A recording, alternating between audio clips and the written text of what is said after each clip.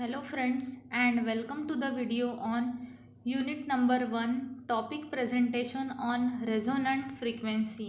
I am Suvarna Ghate, lecturer of NIT Polytechnic Nagpur.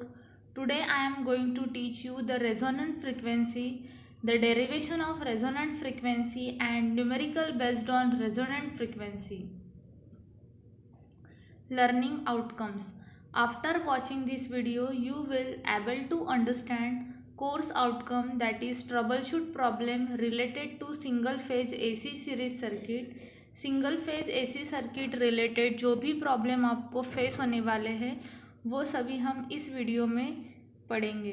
Then learning outcome, understand resonant frequency, bandwidth, numerical on resonant frequency. इस video में हम resonant frequency क्या होती है, उसका derivation क्या है और उसके ऊपर हम न्यूमेरिकल कैसे सॉल्व करने वाले हैं ये पढ़ेंगे. Derivation of resonant frequency. The series circuit is said to be resonant if reactive part in the expression for Z is equal to 0. Z is the impedance which is the combination of two part, real part and reactive part. जहाँ पे reactive part 0 होता है और सिर्फ real part present होता है उसको हम बोलेंगे resonant frequency. That inductive reactance XL increases, then XL को हम फॉर्मूले में लिखते हैं XL is equal to omega L and omega का फॉर्मूला है 2πf. L की जगह पे L तो हमें मिलेगा XL is equal to 2πfL.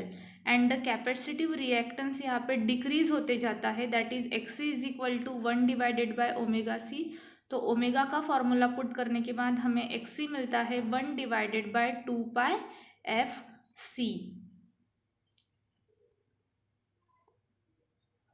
Then derivation at resonant frequency हम यहाँ पे कंटिन्यू करते हैं. एट पर्टिकुलर फ्रीक्वेंसी हमारा F हो जाता है resonant frequency. Then the inductive and capacitive reactance are exactly same is equal to each other. जिस कंडीशन पे, जिस फ्रीक्वेंसी में हमारा inductive and capacitive reactance exactly same होता है उस फ्रीक्वेंसी को हम बोलते हैं रेजोनेंट फ्रीक्वेंसी. तो हम उसको डिनोट करेंगे FR से. तो वहाँ पे हो जाएगा condition XL is equal to XC. तो XL का फॉर्मूला है ओमेगा L एंड XC का फॉर्मूला है 1 divided by omega C. Omega L को हमने फिर से बोला है 2πfL and 1 divided by 2πfC. तो हम FR के टर्म्स को एक साइड में लेके आएंगे और बाकी टर्म्स को दूसरे साइड में रखेंगे. 2πfLR का FR हमने यहीं पे रखा तो 2πL FR के मल्टीप्लिकेशन है वो इज इक्वल टू के दूसरे साइड में डिवाइडेड में जाएगा.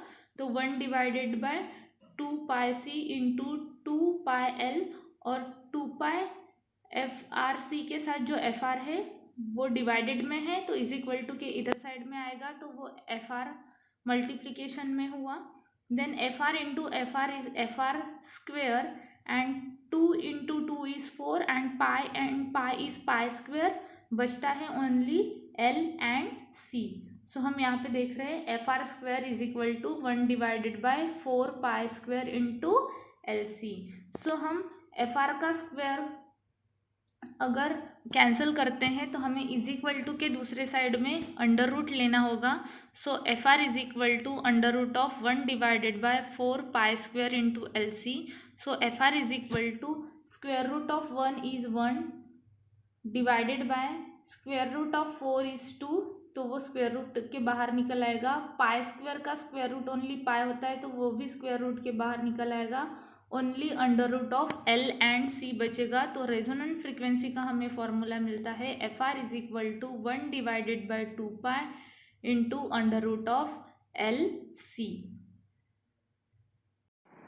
This is the one example for resonant frequency. A series circuit having resistance of 10 ohm, L is equal to 0.1 Henry and C is equal to 100 microfarad connected in 230 volt, 50 hertz supply. Calculate XL, XC. FR is the resonant frequency and Q factor, that is the quality factor. First, write given a series circuit having a resistance of 10 ohm. So value of R is equal to 10 ohm, L is equal to 0.1 Henry, and C is equal to 100 microfarad, that is 100 into 10 raised to the power minus 6 farad. V is equal to 230 volt and F is equal to 50 hertz. Then we have to calculate XL, XC, FR and Q factor. First XL का formula है omega L, omega की जगह पे 2 पाई F, L की जगह पे L. 2 pi is a constant term. F की value हमें गिवन है 50 इंटू L की वैल्यू भी गिवन है 0.1. Put this value in calculator.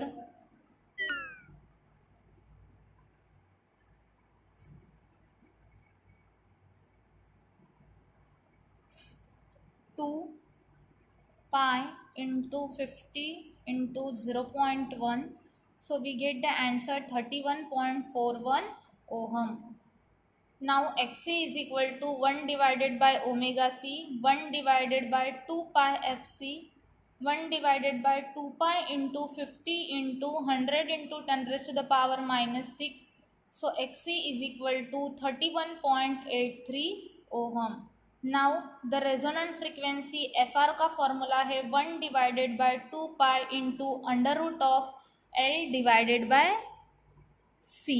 So put this value in calculator. 1 divided by 2, then pi into again under root. L की value है 0.1 into C की value है 100 into 10 raised to the power minus 6, then press is equal to, so we get the answer 50.32 hertz. Frequency का unit होता है hertz. Then quality factor Q का formula है 1 divided by R into under root of L divided by C.